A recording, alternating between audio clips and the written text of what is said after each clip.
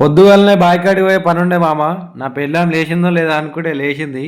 ఇక దోశలైతే చేస్తుంది. రోజు 10 అవుతుంది లేవనికి. ఈరోజు అయితే పొద్దుగాలనే లేచింది. చారు చేస్తుంది మామ. అట్లే ఇక మటన్ తెచ్చిన నేను. మటన్ తెస్తే ఇక మధ్యాహ్నం వండుతారేమో అనుకున్నా, కానీ ఇప్పుడే చేసింది నా వైఫ్. సూపర్ చేసింది అసలు. ఇక దోశలను తిన్నమల్ల చేసుకుంటా అట్లే ఇక బాయికాడికి తీసుకోపోతా కాబట్టి ఇక ఉల్లిగడ్డలు అయితే కడిగి చేసుకున్నా మామ. ఉల్లిగడ్డలు కడిగి చేసుకొని మటన్ అనేది మంచిగా ఉడికింది. ఇక ఇది తీసుకుపోయి దంచడే. ఇక దోశలు అయితే పేపర్లో పెట్టుకొని టిఫిన్లో పెట్టుకొని ఇక ఉల్లిగడ్డలు కూడా కడిగి చేసుకొని దాంట్లో వేసుకొని ఒక 2 చపాతీ కూడా తీసుకొని అట్లే టిఫిన్లో పెట్టుకొని కూర వేసుకొని ఇక ట్రాక్టర్కి సంబంధించిన రిపేర్ సామాన్ తీసుకొని ఆయనతో బయలుదేరిన.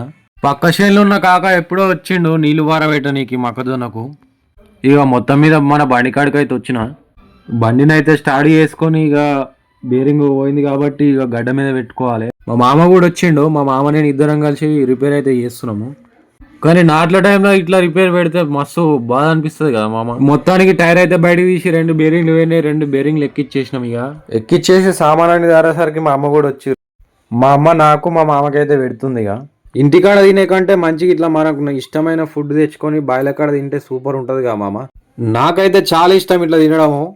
సో మీకు ఎంతమందికి ఇష్టమో కామెంట్ గుద్దురి. ఇక నెక్స్ట్ వీడియోలో కలుద్దాం మామ. బాయ్ బాయ్ ఉంటా.